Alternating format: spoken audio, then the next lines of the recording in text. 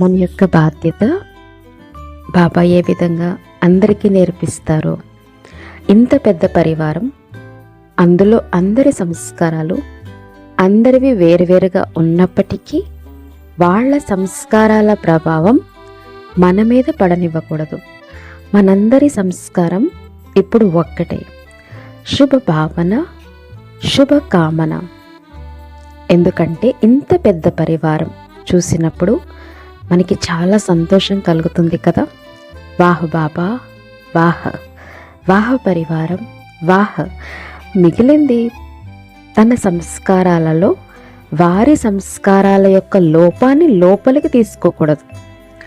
ఒకవేళ మనము శుభ భావన, శుభ కామన పెట్టుకుని ప్రతి ఒక్కరితో సంస్కారాలని కలుపుకుంటూ వెళ్ళాలి. సంస్కారాలని కలుపుకుంటే ఈ పరివారం కూడా చాలా ప్రియంగా ఉంటుంది. ఎందుకంటే భగవంతుడి యొక్క పరివారం ప్రతి ఒక్కరూ పురుషార్థి. ఒకవేళ ఎవరిలోనైనా లోపం ఉంటే, ఇప్పుడు మనం చూద్దాము, మనం దారిలో వెళ్తున్నప్పుడు మన ఎదుట ఎవరైనా కొంచెం పడిపోతే మీరు ఏం చేస్తారు?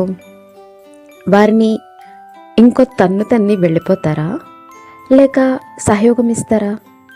ఒకవేళ అలానే ఎవరైనా సంస్కారాలకి వశం అయిపోతే మన యొక్క పని ఏంటంటే వారికి సహయోగం ఇవ్వండి. సహయోగం ఇస్తూ కొంచెం సంస్కారాలకి వశమై పడిపోతే వారికి సహయోగాన్ని ఇచ్చి ముందుకు తీసుకుని వెళ్ళండి. ఇది మన యొక్క బ్రాహ్మణ జీవితంకు మర్యాదలు. ఇంత పెద్ద పరివారం ఏ తండ్రికైనా ఉంటుందా? ఉండదు. ఇది భగవంతుడి పరివారం అని ఆ దృష్టితోటే అందరినీ చూడండి. బాబా ఒకసారి వరదానంలో అన్నారు, మీరు వారికి సహయోగాన్ని ఇవ్వండి, కానీ వారు చేసిన పొరపాటుని మనసులో పెట్టుకోకండి. సహయోగాన్ని నోట్ చేసుకుని పెట్టుకోండి, కానీ పొరపాటును ఎప్పుడు కూడా మనసులో నోట్ చేసుకుని పెట్టుకోవద్దు. సహయోగి ఆత్మ అయితే బాబా ఏ విధంగా మనకు సహయోగిగా అయ్యి